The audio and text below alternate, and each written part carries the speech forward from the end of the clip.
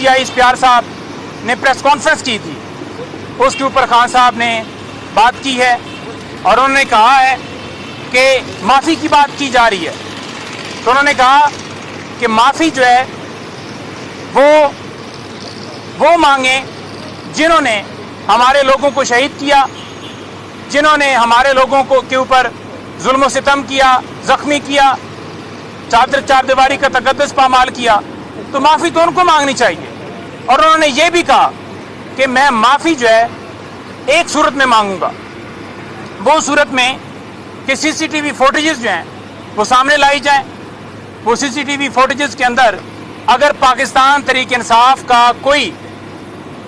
कारकुन core commander house को या किसी जगह को आग लगाता हुआ नजर आता है कि इसने आग लगाई है PTI के कारकुन ने, ये PTI का है, साबित हो जाता है उस CCTV फुटेजेस से,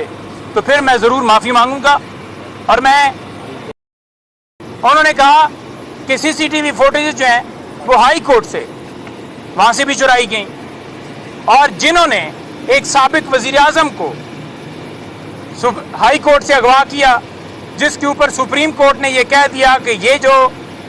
अगवा था, ये गिरफ्तारी नहीं थी, अगवा था, ये गैर कानूनी था। तो एक साबिक वज़ीर आज़म जिसके साथ अवाम की सपोर्ट है, सबसे बड़ी पार्टी के सरबराह को आप इस तरह कॉलर से पकड़कर घसीट कर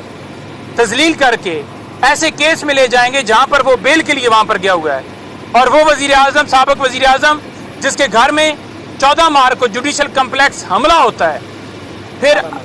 18 मार्च हमला होता है और घर जो है जमान पार्क में 14 मार्च को हमला होता है, तो वो रेंजर्स और वो जो एहलकार हैं उनके खिलाफ कार्रवाई होनी चाहिए और माफ़ी वो मांगे जिनका कसूर है। हमारा कसूर ही नहीं है, हमें तो एक विक्टिमाइज किए जा रहे हैं। अब उन्होंने ये भी कहा कि फॉर एग्जांपल एक बंदा उस वक्त तहरीक इंसाफ के साथ था, जो ही उसने प्रेस कॉन्फ्रेंस की उससे 9 मई के केसेस जो हैं वो भी ख़त्म कर दिए। कि फॉर एग्जांपल एक बंदा उस वक्त तहरीक इंसाफ के साथ था, जो ही उसने प्रेस कॉन्फ्रेंस की उससे 9 मई के केसेस जो हैं वो भी ख़त्म कर दिए गए। जो ही उसने प्रेस कॉन्फ्रेंस की, जो ही उसने कहा कि मैं पाकिस्तान तहरीक इंसाफ से रद्दी का जो है वो करता हूँ, तो फ़ौरन ही उसे छोड़ दिया गया, कहा गया कि ये तो 9 मई की, इसका कोई कसूर नहीं है। तो ये कैसा 9 मई है जिसमें हम सुप्रीम कोर्ट में गए हैं कि जुडिशल कमीशन बनाया जाए। इसीलिए जुडिशल कमीशन नहीं बनाया जा रहा क्योंकि उनको पता है कि फिर किरदार सामने आएंगे, असल कसूरवार सामने आएंगे। तो इस सूरत में शायद इससे पहले ये खबर चल चुकी हो। फिर काजी फाइज़ साहब, उन्होंने कहा कि काजी फाइज़ साहब वो रोल अदा कर रहे हैं जो इस वक्त जो ये दूसरे ममालिक खास तौर पर इसराइल और फ़लस्तीन के मसले के ऊपर अदा कर रहे हैं, क्योंकि मुल्क के अंदर जुल्म जबर जारी रहा, चार दीवारी का तकद्दुस पामाल रहा, लोगों को अगवा किया गया, गिरफ्तारियां की गई, छापे मारे गए, प्रेस कॉन्फ्रेंस करवाई गई और वो वहां पर बैठे देखते रहे, उसके ऊपर एक्शन ही नहीं लिया। तो मतलब यह है कि जो एक्शन नहीं लेता और जिसके पास पावर होती है तो वो सारा उसमें पार्टिसिपेट कर रहा होता है ना। अगर उसे लगे कि ये गलत हो रहा है तो वो डेफिनेटली बात करे। लेकिन उन्होंने कहा कि काजी फाइज़ साहब को हम 12 कह चुके हैं और अब भी मैं कह रहा हूँ कि हमारी पटिशन्स जो धांधली डाका डाला गया वो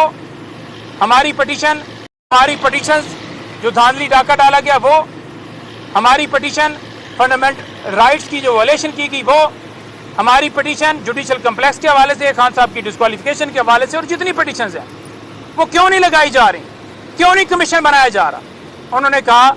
कि इसी वजह से नहीं बनाया जा रहा क्योंकि वजह जो मैंने पहले बताई कि जब आप साथ दे रहे हो किसी का तो इस वजह से नहीं बनाया जा रहा, तो लगाई जाए।